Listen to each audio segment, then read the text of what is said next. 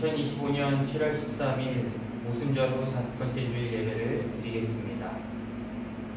시와 찬송과 신령한 노래들로 서로 화답하며 너희의 마음으로 주께 노래하며 찬송하며 범사의 우리 주 예수 그리스도의 이름으로 항상 아버지 하나님께 감사하며 그리스도를 경외함으로 피차 복종하라. 하나님은 영이시니 예배하는 자가 영과 진리로 예배할지니라. 아멘. 기도합니다. 우리의 힘과 능력과 반석이 되시는 하나님 아버지, 크고 강한 팔로 지난 한 주간도 저희들의 삶을 지키시고 인도하여 주신 은혜에 감사드립니다. 주님께서 도와주셔서 형통했고 건강했고 행복했습니다. 이제 그 베풀어 주신 은혜에 감사하며 거룩하게 주의를 지키고 살아계신 하나님께 예배를 드리려고 합니다. 성령님께 의탁하오니 믿음의 눈을 열어주셔서 영광 중에 계신 주님을 바라보게 하시고 닫혀있는 마음을 활짝 열어주셔서 진리요 생명이신 주의 음성이 들려오게 하옵소서. 예수님의 이름으로 기원하옵나이다. 아멘.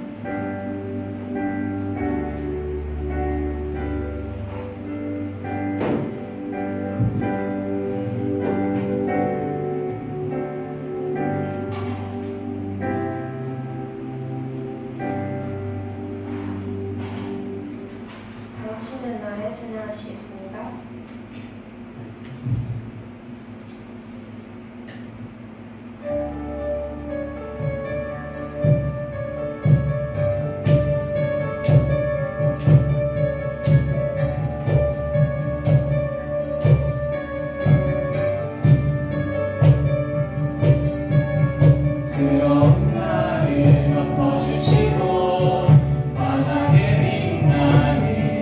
새 날을 주시네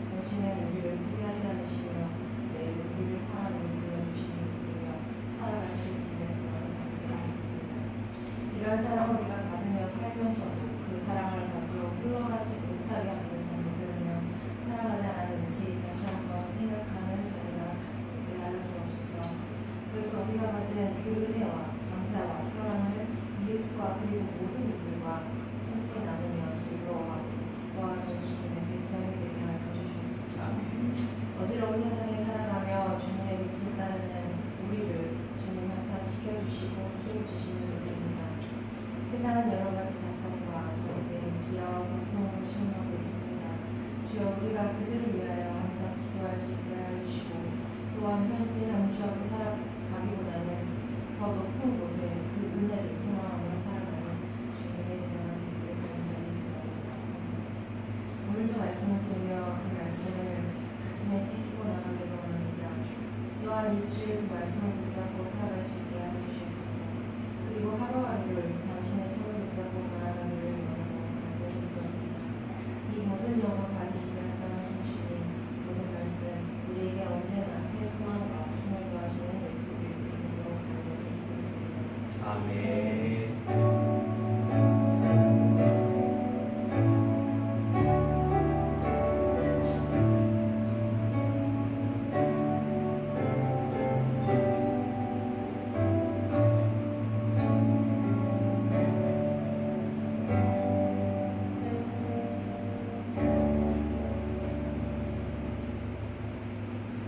오늘 우리에게 주신 하나님의 말씀은 사도행전 12장 13절에서 19절의 말씀입니다.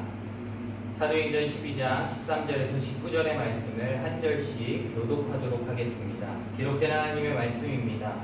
베드로가 대문을 두드린데 로데라 하는 여자아이가 영접하러 나왔다가 베드로의 음성인 줄 알고 기뻐하여 문을 미처 열지 못하고 달려들어가 말하되 베드로가 대문 밖에 섰더라 하니 그들이 말하되 내가 미쳤다 하나 여자아이는 힘써 말하되 참말이라 하니 그들이 말하되 그러면 그의 천사라 하더라.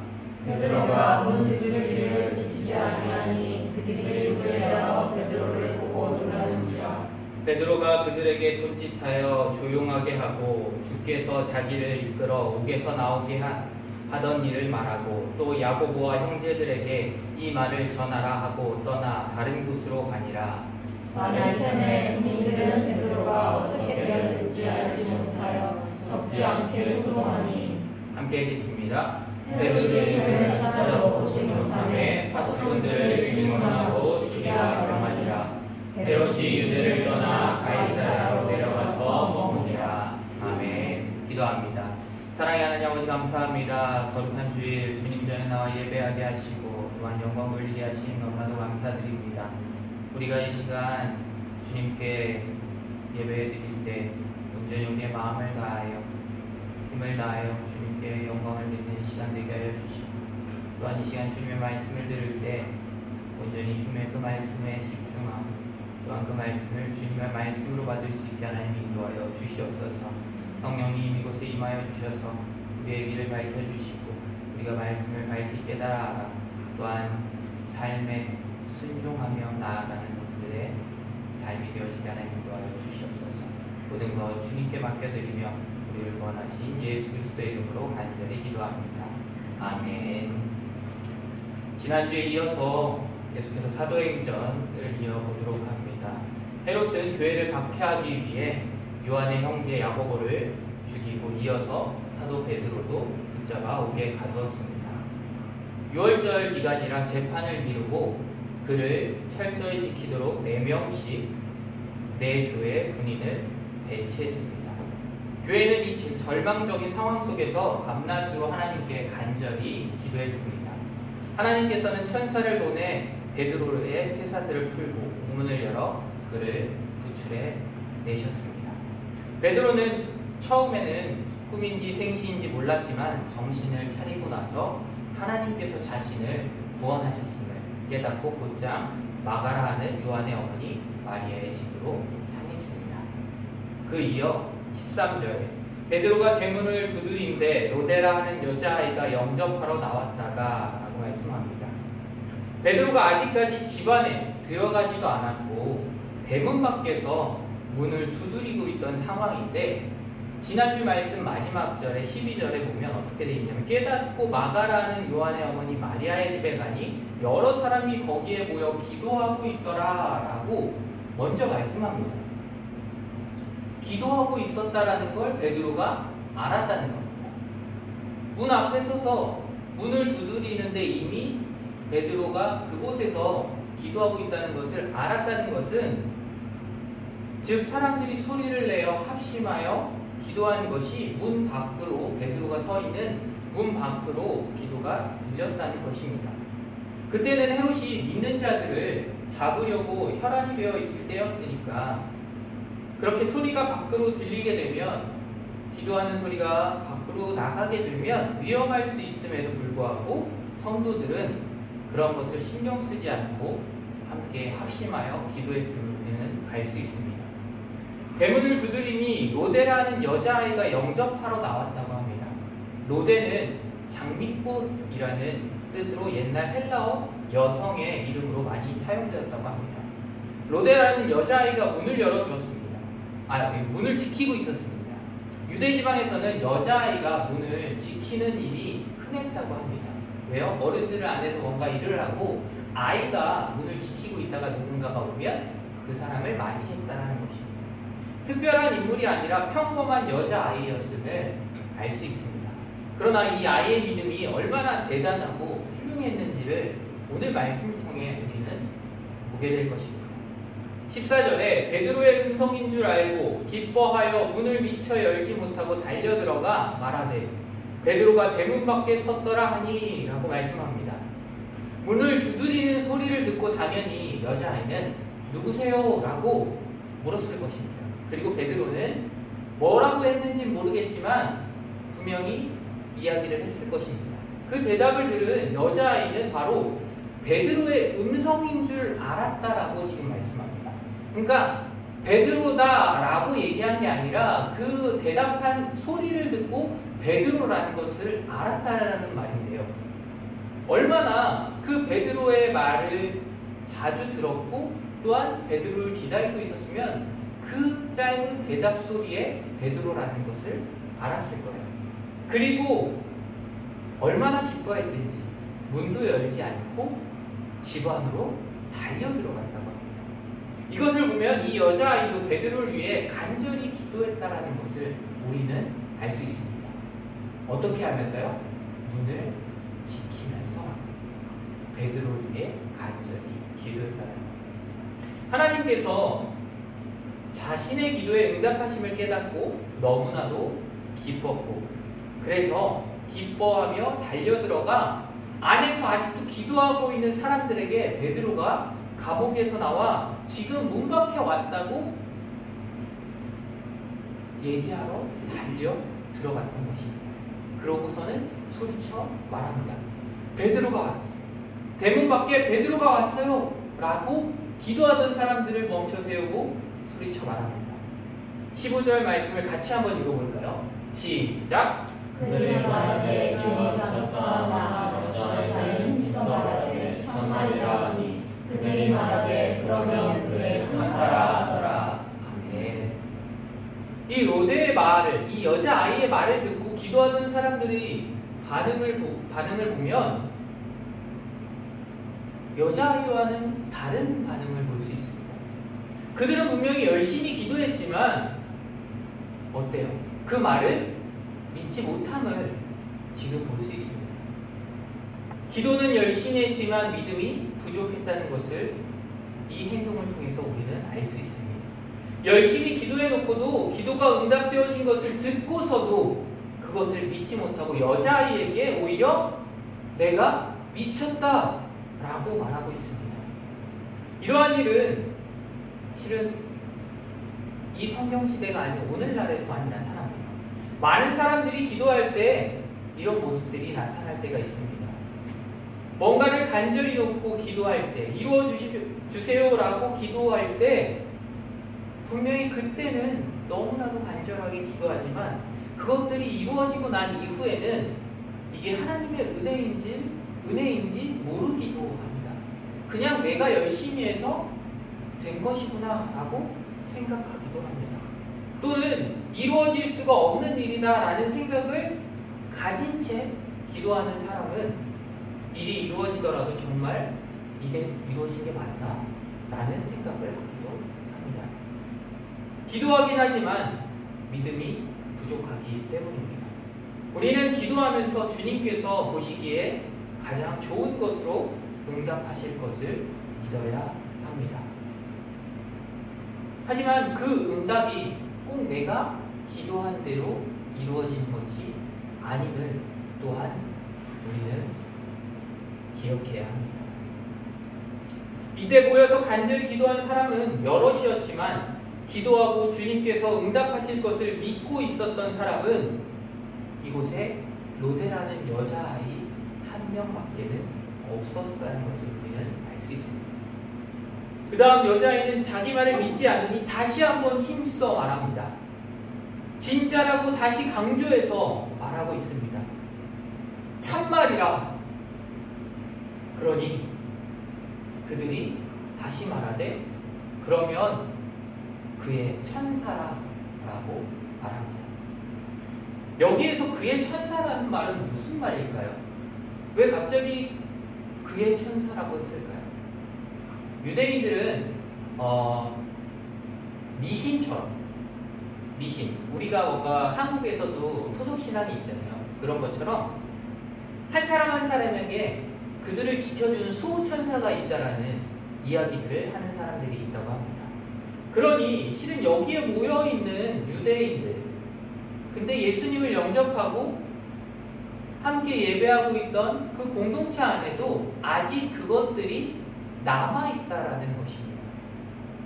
한국도 한번 보면 아직도 교회에 다니고 기독교인이지만 그들의 말 속에서나 행동 속에서 보면 옛날부터 전해져 내려오는 어떠한 것을 하면 어떻게 된다라는 것이 은연히 남아있는 것들을 볼 때가 있습니다.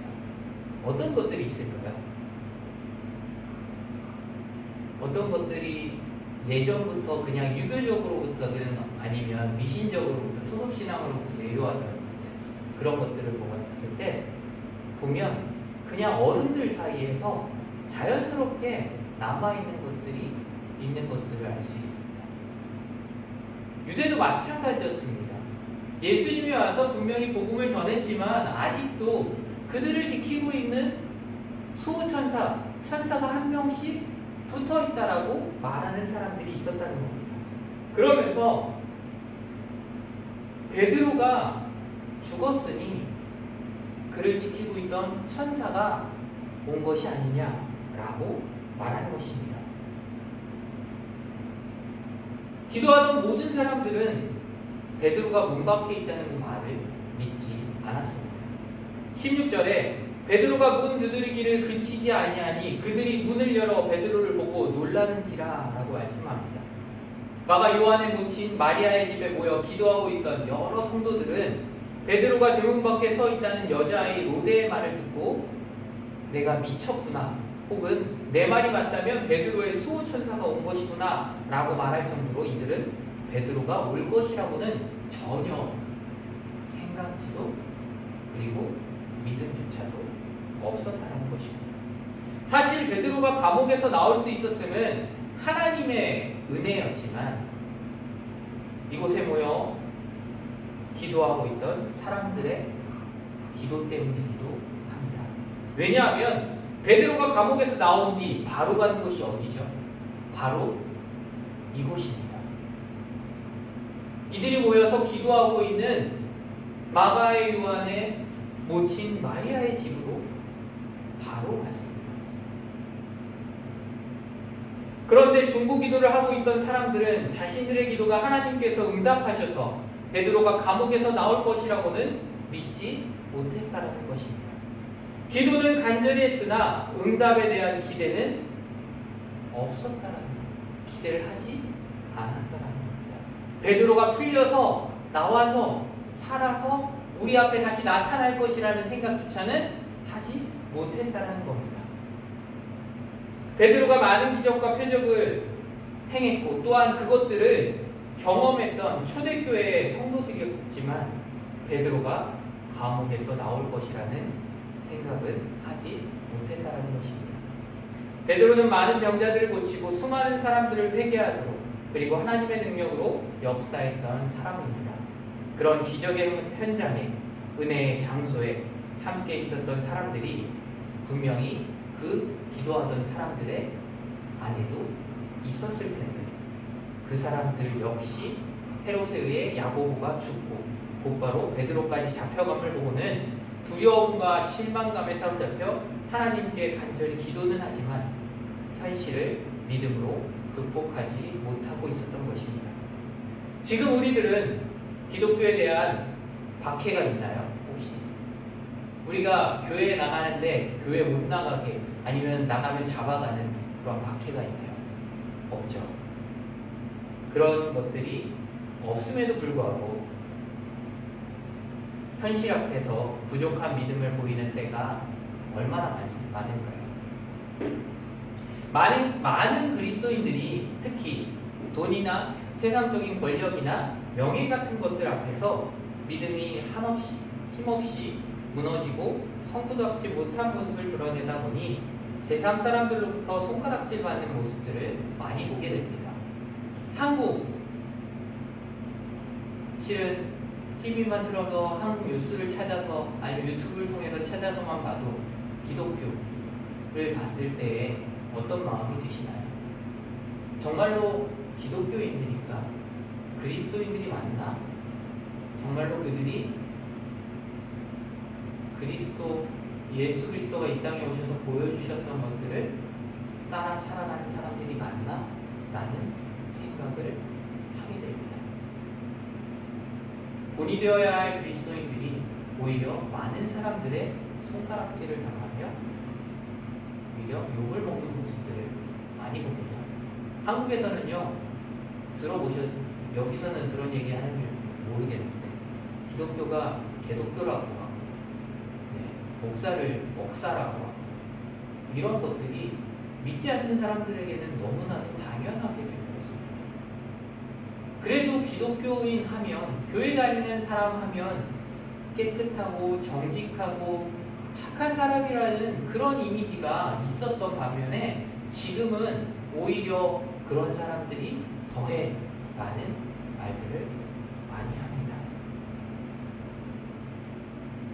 이 예루살렘 그 당시에 그때 기도하고 있던 사람들 가운데 확실한 믿음을 가진 성도가 한 사람이라도 있었다면 베드로가 대문 밖에 왔다는 여자의 말을 듣자마자 아마 그 사람은 신발도 신지 못한 채 뛰어나왔을 것입니다.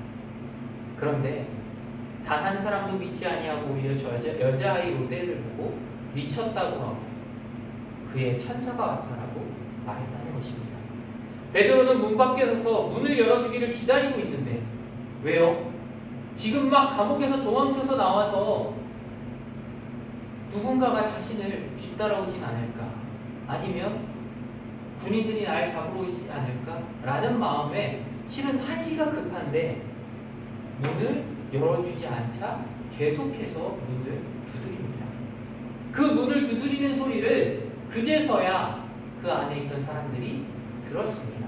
그리고서는 문을 열어보니 그 여자아이의 말대로 누가 있어요? 베드로가 서 있었던 것입니다. 그것을 보고 사람들은 깜짝 놀랐습니다. 이들이 놀란 이유는 무엇이었을까요? 정말로 자신들의 기도가 응답되어진 것에 놀란 것. 그리고 인간적인 생각으로는 분명히 이루어질 수 없는 일인데 죽을 거라고 생각했는데 살아서 자신들 앞에 나타났다는 게 너무나도 놀라운 일이었던 것입니다. 그렇습니다. 우리가 기도할 때 주님께서 어떠한 방법으로 응답하실지 우리는 알지 못합니다. 하지만 우리는 주님께서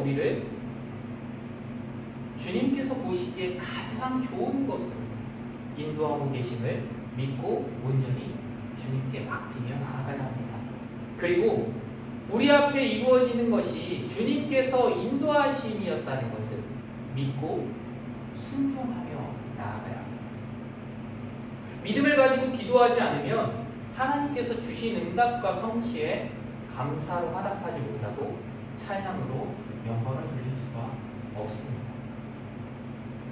17절 말씀을 함께 같이 읽도록 하겠습니다. 시작!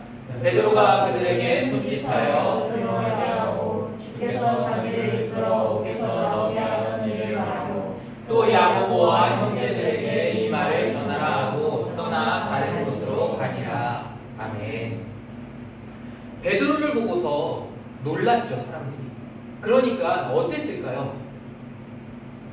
놀라면 어때요? 갑자기 나도 내가 정말로 바라던 것이 이루어졌을 때 마음이 그냥 놀라기만 하나요? 흥분하기 시작합니다, 사람들이. 그러면 내가 정말로 바라고 원했던 일이 이루어지지 않을 것 같았던 일이 이루어진다면 흥분하게 됩니다. 그러면서 막 기뻐서 소리치기 시작합니다. 그러자 베드로가 어떻게 해요? 그들에게 손짓하여 조용하게 하라. 조용하게 합니다. 그 시간은 몇 시쯤 됐을까요? 시간은 알 수 없지만 언제였을까요? 네, 밤이었죠. 왜요? 베드로가 옥에서 풀려났을 때 어떻게 하고 있었어요? 네, 자고 있었죠. 그러니 밤이었다는 겁니다.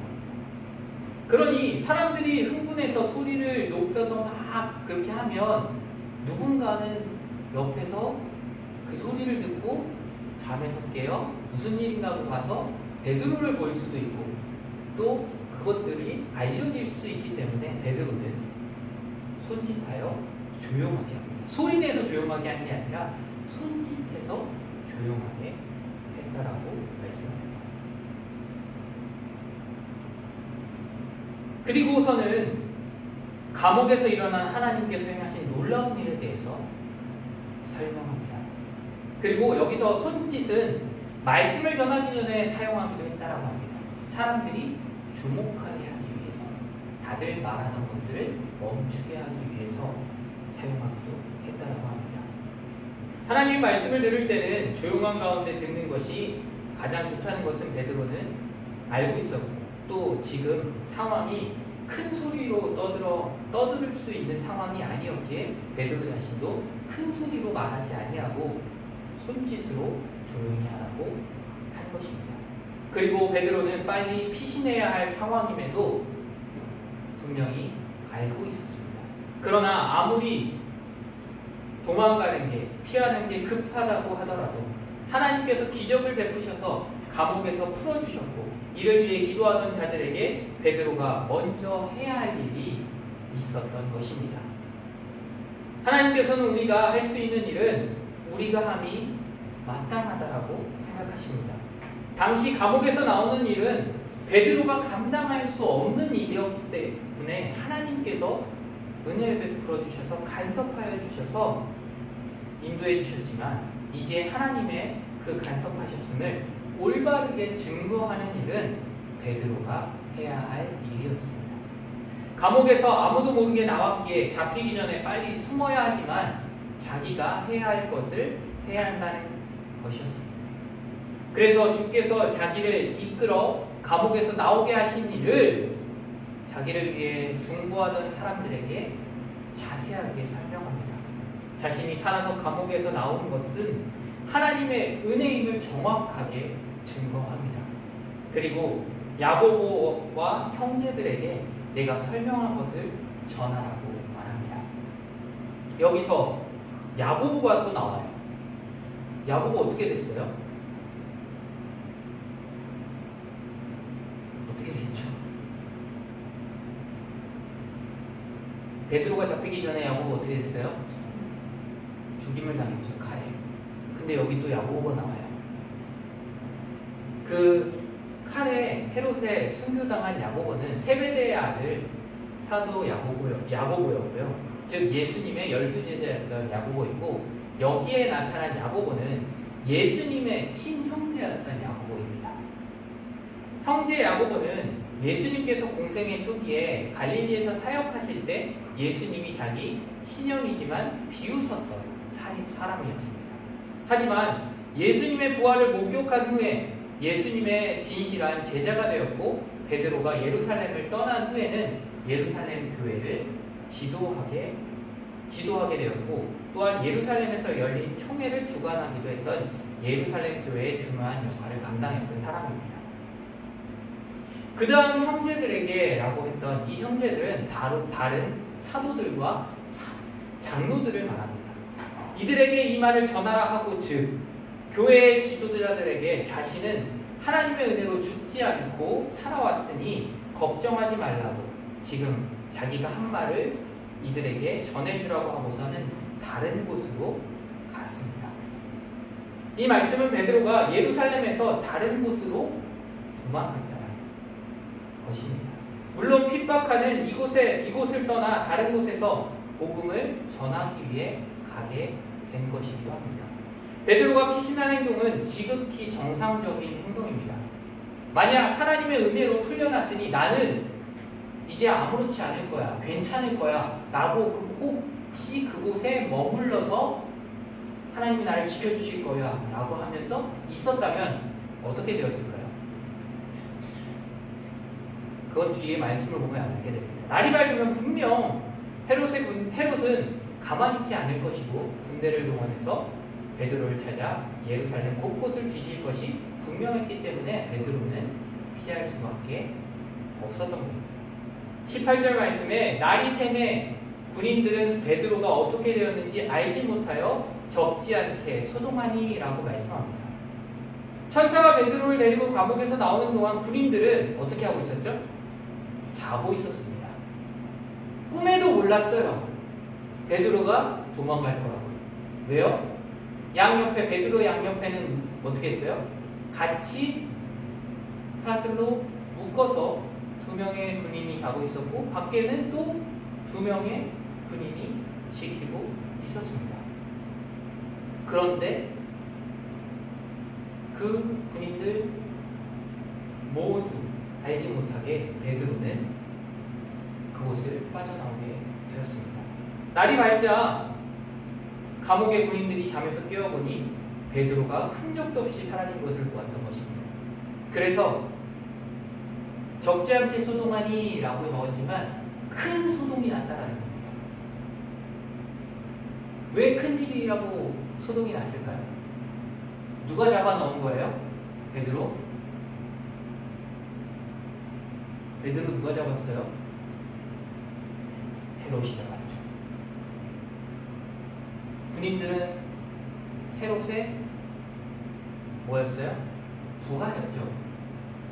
그러니까 헤롯의 명령을 따라야 했던 사람인데 지키라고 명령했는데 지켜야 할 사람이 어디였어요? 사라졌어요. 그러니 자신들이 헤롯으로부터 어떠한 일을 당할지 알지 못했습니다. 분명한 어떠한 일이 있을 거라고는 생각하지만 무슨 일이 있을지 몰랐기에 그것들을 빨리 수습하기 위해 소동하기 시작했던 겁니다. 분명히 그것에 대한 책임을 헤롯은 부를 것이기 때문이었습니다. 믿는 이들에게는 베드로가 감옥에서 나오게 된 것이 주님의 은혜이고 기쁨이었지만 베드로를 지키고 있던 군인들에게는 절망적인 일이었습니다. 19절에 헤롯이 그를 찾아도 보지 못하매 파수꾼들을 신문하고 죽이라 명하니라. 헤롯이 유대를 떠나 가이사랴로 내려가서 머무니라 라고 말씀합니다. 베드로의 탈옥에 가장 충격받은 사람은 바로 헤롯입니다. 왜요? 베드로를 어떻게 하려고 했어요? 베드로를 유대인들이 보는 앞에서 잡아 죽이려고 했습니다. 그렇게 해서 유대인들로부터 많은 뭘 받으려고 했어요? 기대를 한 몸에 다 받으려고 했죠. 왜요? 야고보를 죽였을 때 어떻게 했어요? 사람들이, 유대인들이 기뻐했다고 했어요. 그러니 야고보를 죽였을 때 기뻐했으니 예루살렘 교회의 가장 높다라고 생각하는, 어떻게 보면 제자들 중에서도 수제자라고 얘기했던 베드로, 그를 잡아 죽인다면 유대인들이 헤롯을 떠받들 거라고 생각했는데 그가 도망갔으니 가장 충격을 받는 사람은 헤롯이었던 것입니다. 사도 야고보를 죽였을 때 유대인들이 기뻐함을 보고 당시 교회의 최고 지도자였던 베드로를 잡아 죽인다면 유대 백성들로부터 큰 인기를 얻을 것이라고 생각했습니다. 하지만 그 계획은 하나님의 계획으로 인해 숲으로 돌아갔습니다. 헤롯은 베드로를 찾으려고 모든 군사들을 풀어서 예루살렘을 샅샅이 뒤져서 찾았지만 어때요? 찾았지만 어땠대요? 볼 수가 없었다고 합니다. 베드로님이 어떻게 했어요? 이미 도망갔대요. 베드로가 하나님께서 도망가라고 말씀하시지 않았지만 그 성도들이 모여 기도했던 그곳에 갔다가 그리고 난 이후에 그곳을 떠나 도망했던 것, 그러한 모든 것들이 이미 하나님의 계획 가운데 있었음을 우리는 알 수 있습니다. 헤롯이 베드로를 찾을 것이었고 하지만 찾을 수 없었고 그래서 결국에는 화를 참지 못하고 어떻게 했어요? 베드로를 지키고 있던 사람들, 그 군인들, 파수꾼들을 신문하고 어떻게 했대요? 모두 죽였습니다. 몇 명이 죽었을까요? 4명? 4명이 죽었을까요? 우리가 지난주에 봤던 4절에 보면 파수꾼 구성하기를 군인 4씩 4패를 맡겼다고요. 왜 그렇게 했다고요? 그 전에 베드로가 한번 감옥에서 나온 적이 있었기 때문에 그것을 알았던 헤롯은 절대로 도망갈 수 없게끔 그렇게 철저하게 지키려고 4명의 군인을 4조로 만들어서 지키게 했던 겁니다. 그러니 그 헤롯이 죽였던 사람은 몇 명이었어요? 16명이었던 겁니다. 이처럼 헤롯은 폭군이었고 살인마였습니다. 그리고 헤롯은 아무 일도 없었다는 듯이 어디로 떠나요? 자기가 있었던 가이사라로 돌아갑니다. 다음 지도 한번 볼까요? 가이사라 어디서 많이 봤죠? 우리 많이 들었잖아요. 그 전에 가이사라에 무슨 일이 있었어요? 지금 여기에도 나오죠. 누가 갔어요? 써있잖아요. 빌립 집사가 갔죠. 네. 가이사라로 빌립이 갔고 그 다음에 또 누가 갔을까요? 가이사라에 누가 있었어요? 하나님을 경외하던 로마 군인, 네, 백부장인 고넬료가 있었죠. 네, 불과 2주 전인데 고넬료가 가이사라에 있었습니다. 가이사라에 누가 있었어요 그때? 누가 갔어요 가이사라에 고넬료를 만나러? 베드로가 갔죠. 베드로가 가이사라에 갔었어요. 근데 지금 가이사라에 누가 갔어요? 헤롯이 갔어요. 실은 헤롯은 가이사라에 베드로가 있을 때 헤롯도 그곳에 있었을 것입니다. 그때는 근데 별로 개의치 않았을 거예요. 생각조차 하지 않았을 거예요. 왜 가이사라에 헤롯이 갔을까요? 가이사라는 뭐 하는 곳일까요? 성경에 너무 많이 등장하는데 가이사라가 도대체 뭐 하는 곳일까요? 가이사라가 어떤 곳인지 한번 다음 주에 한번 넘겨보시겠어요? 네, 가이사라는 이런 곳입니다. 해안가에. 그리고 수심이 별로 깊지 않아요. 휴양지 같아요. 놀기 좋습니다. 한 장 더 넘겨보시면 또 있어요. 이렇게 되어 있어요. 그래서 이게 뭐냐면 저기가 로마 총독이 있었던 머물던 곳입니다. 로마 군인들이 저기에 다 있었고요. 총독이 거기에서 휴양을 하면서 그냥 예루살렘을 다스린다라고 유대 지방을 다스린다라고 하면서 저곳에 있었던 거예요. 그러니 가이사랴에 있던 헤롯은 예루살렘에 항상 있었던 게 아니라 가이사랴에 있다가 가끔 그냥 왔다 갔다 할 뿐이었던 거예요. 왜 갔을까요? 이때는 바로 6월절이었기 때문에 많은 유대인들이 모이기 때문에 그곳에 갔던 겁니다. 그래서 그때 야고보를 죽이고 그 다음에 6월절 기간이 끝나고 난 이후에 어떻게 하려고 했어요? 베드로까지 죽이려고 했던 거예요. 그러니까 많은 사람들이 모일 때 자신을 드러내고자 해서 헤롯은 갔던 거예요. 내가 이곳을 다스리는 사람이다 라는 것을 보여주기 위해. 그리고서는 결국에 자기가 계획했던 것들이 무산되자 다시 자기가 있던 가이사라로 돌아가게 됩니다.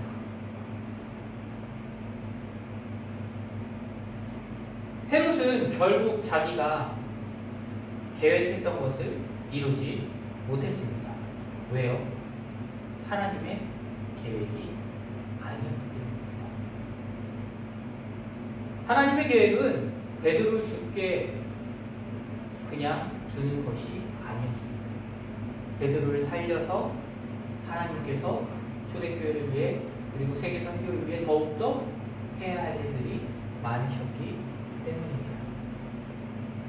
헤롯은 기독교인들을 핍박하였고 사도 야고보를 죽이고 베드로까지 죽이려 옥에 가두면서 백성들로부터 하나님께서 받으실 영광을 자기가 받으려고 가로채려고 했던 사람이었습니다. 그는 교만한 사람이었습니다. 결국 헤롯의 말로는 비참했어요. 그 내용은 다음 주 말씀에 우리가 보게 됩니다. 과연 헤롯이 어떻게 비참하게 되었는지. 말씀을 정리합니다. 베드로가 잡혀간 뒤에도 교회는 베드로를 위해서 계속해서 기도했습니다. 베드로를 위해 밤낮으로 간절히 기도했습니다. 그러나 막상 베드로가 문 앞에 서 있다는 소식을 들었을 때 기도의 응답을 믿지 못했습니다. 오히려 여자아이에게 내가 미쳤다. 그의 천사일 것이다. 이렇게 말하며 문을 지키고 있던 여자아이에게 심한 말까지 했습니다. 이 장면은 놀랍도록 우리의 그리고 수많은 그리스도인들의 모습과 닮아 있는 것 같습니다. 우리도 인생의 위기 속에서 하나님께 기도하지만 막상 하나님께서 우리의 생각과 예상을 뛰어넘어 역사하실 때 그 사실을 쉽게 받아들이지 못하기도 합니다. 기도는 열심히 하지만 마음 깊은 곳에서는 설마 라는 의심을 품고 있는 것이 솔직한 우리의 모습일 것 같습니다. 그러나 하나님은 우리의 연약함을 책망만 하시는 분이 아니십니다. 오히려 우리의 작은 믿음과 부족한 확신에도 불구하고 놀랍도록 크고 분명한 응답을 주시는 분이십니다. 베드로를 구하셨던 하나님께서 기도하면서도 믿지 못한 초대교회에게 기적을 허락하셨듯 오늘 우리의 삶에도 분명하게 역사하십니다. 우리는 오늘 말씀을 통해 잊지 말아야 합니다. 첫째로 기도의 능력은 전적으로 하나님께 달려있다는 사실입니다. 우리의 믿음이 완벽해서가 아니라 전능하신 하나님께서 들으시고 응답하시기 때문에 기도가 능력이 되는 것입니다. 둘째로 우리는 기도할 때 단순히 형식적으로 입술만 움직이는 것이 아니라 하나님께서 역사하실 것을 믿고 가장 좋은 길로 인도하실 것을 기대하며 그 결과가 어떠하든지 그 결과에 순종해야 합니다. 왜냐하면 그 결과가 하나님이 보시기에 가장 좋은 길이기 때문입니다. 내가 기도한 것과 다른 결과가 나오더라도 그것은 하나님께서 응답하지 않으신 것이 아니라 하나님께서 이미 응답하셨고 우리는 그 응답에 대한 순종을 해야 하는 것이 마땅합니다. 우리는 하나님께 기도할 때 어떠한 어려움과 어떠한 것이 해결되어야 할 때 하나님을 찾고 기도하는 경우들이 많습니다. 하지만 모든 것들이 우리가 원하는 대로 응답되어지지 않는 것을 우리는 알고 있습니다. 우리가 먼저 기도할 때 우리의 것을 구하기 이전에 하나님의 뜻이 이루어지기를 기도해야 합니다. 그 뜻이 우리는 알 수 없지만 그 뜻이 무엇인지 우리는 알 수 없지만 우리가 기도해야 할 것은 하나님께서 하신 그 뜻을 우리가 알게 하시고 또한 그 뜻에 순종하게 해달라고 그것을 믿고 있게 해달라고 기도해야 합니다. 그렇게 기도할 때 하나님께서는 우리를 가장 좋은 길로 계속해서 이끌어 가시며 우리가 눈으로 볼 때는 최악의 상황이고 절망적인 상황일지라도 우리가 모든 것 주님께 맡기고 인도해 가시는 그 주님만을 바라볼 때 하나님께서는 그 상황 가운데서도 우리를 평안하게 하시는 것입니다. 그리고 정말로 하나님께서 하셨다라는 것을 우리가 눈으로 보게 하시고 감사함으로 고백하게 하실 것입니다. 하나님은 지금도 우리의 삶의 문을 두드리십니다. 우리가 기도하는 것보다 더 크고 놀랍게 응답하십니다. 우리가 해야 할 일은 하나님께서 가장 좋은 길로 인도하실 것을 믿고 기대하며 그 결과에 순종하며 감사함으로 나아가는 것입니다. 오늘도 하나님께서는 우리 가정의 문, 직장의 문, 또한 우리 마음의 문을 두드리고 계십니다. 우리가 베드로의 음성을 듣고도 주저했던 초대교회 성도들처럼 머뭇거리지 않고 믿음으로 문을 열고 하나님의 역사하심을 받아들이기를 간절히 소망합니다.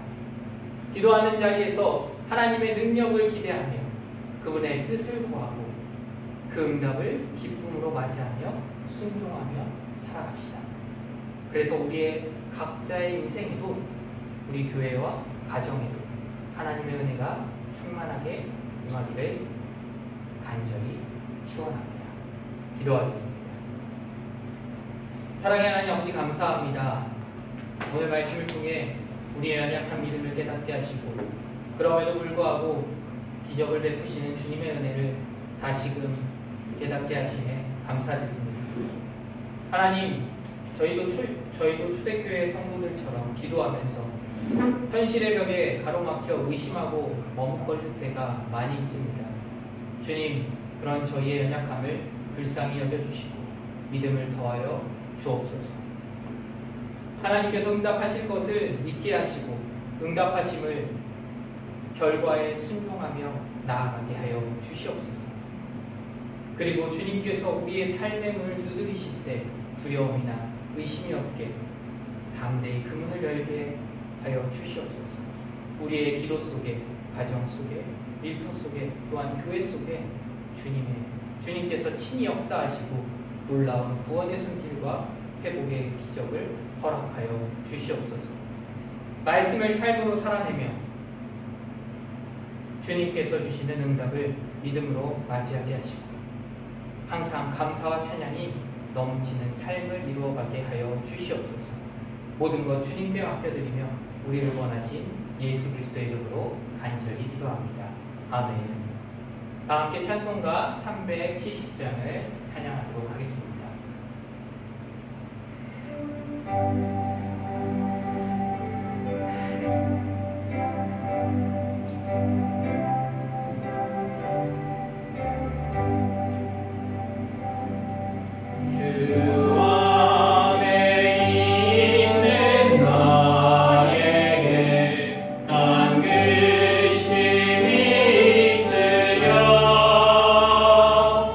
십자가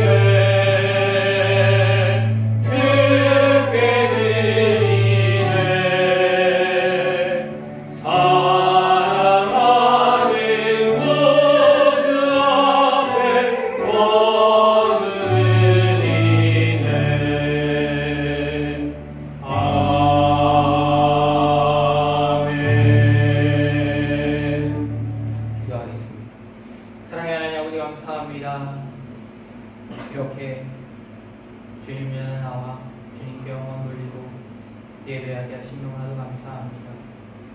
온전히 아버지 그리스도인으로서 주님의 뜻을 구하며 또한 하루하루를 살아가는 가운데 주님께서 이루어주신 것들에 감사하며 또한 순종하며 주님만을 바라보며 나아가는 우리들의 삶이 되어지게 하나님 인도하여 주시옵소서. 부족하고 연약하여 의심하고 두려워하고 무너질 때가 많이 있습니다. 하지만 주님께서 그러한 때에도 우리 언제나 동행하시며 우리를 가장 좋은 곳으로 좋은 길로 인도하고 계심을 믿고 나아갈 수 있게 하나님 인도하여 주시옵소서. 그리고 모든 것 주님께 맡겨드릴 때 우리에게 주님 평안 허락하여 주시옵소서. 이 시간 주님께 귀한 예물 올려드립니다. 주님, 이 예물이 온전히 주님의 나라 가운데 사용되어지게 하나님 인도하여 주시고 주님을 모르는 이 땅 가운데 있는 자들에게 주님을 전하며 또한 그들이 주님께 나와 예배하는 역사가 있게 하나님 인도하여 주시옵소서.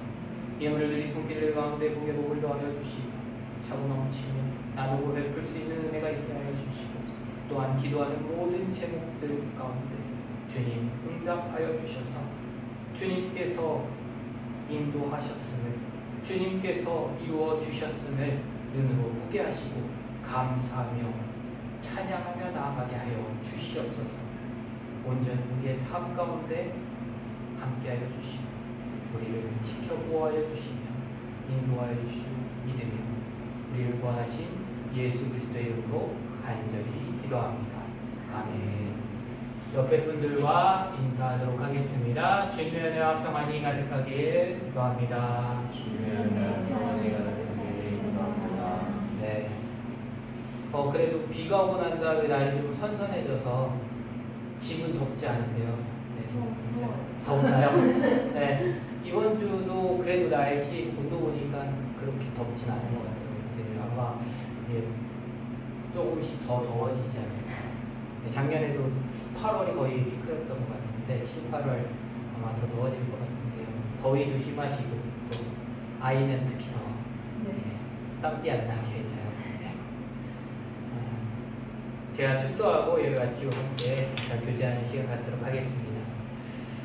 이제는 우리 구주 예수 그리스도의 은혜와 하나님 아버지의 놀라우신 사랑과 성령님의 교통하시고 역사하시니 우리가 기도할 때 주님의 뜻을 구하며 주님께서 응답하심을 믿고 어떠한 결과에도 주님께서 가장 좋은 길로 인도하셨음을 믿고 순종하며 기쁨과 감사함으로 나아가기로 다짐하고 결단하는 성도님들 위해 저들의 삶 속에, 가정 속에, 자녀들과 교회에 이제로부터 영원토록 함께 하시기를 간절히 축원하옵나이다. 아멘.